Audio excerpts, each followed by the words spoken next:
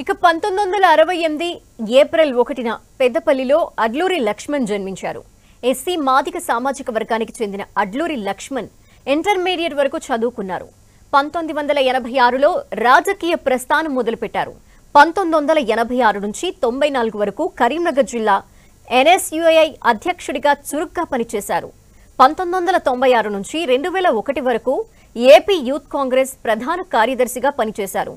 2006లో జెడ్పీటీసీగా ఎన్నికైన అడ్లూరి లక్ష్మణ్ 2014లో ధర్మపురి నుంచి ఎమ్మెల్యేగా పోటీ చేసి ఓటమి పాలయ్యారు. 2023లో ధర్మపురి నుంచి మొదటిసారి ఎమ్మెల్యేగా గెలిచారు. మంత్రివర్గ విస్తరణ ఉంటుందనే ప్రచారం మొదలైనప్పటి నుంచి తన సామాజిక వర్గ నేతలతో కలిసి ఢిల్లీ పెద్దలతో లాబింగ్ చేశారు.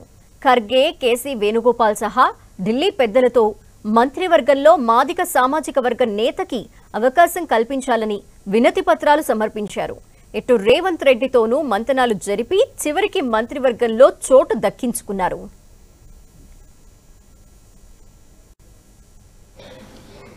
నేను అడ్లూరి లక్ష్మణ్ కుమార్ అనే నేను శాసనం ద్వారా నిర్మితమైన భారత రాజ్యాంగం పట్ల నిజమైన విశ్వాసం, విధేయత చూపుతానని, భారతదేశ సార్వభౌమాధికారాన్ని, సమగ్రతను కాపాడుతానని, తెలంగాణ రాష్ట్ర మంత్రిగా నా కర్తవ్యాన్ని శ్రద్ధతో అంతఃకృత శుద్ధితో నిర్వర్తిస్తానని, భయం కానీ పక్షపాతం కానీ రాగద్వేషాలు కానీ లేకుండా రాజ్యాంగాన్ని, శాసనాలను అనుసరించి ప్రజలందరికీ న్యాయం చేకూరుస్తానని దైవ సాక్షిగా ప్రమాణం చేస్తున్నాను.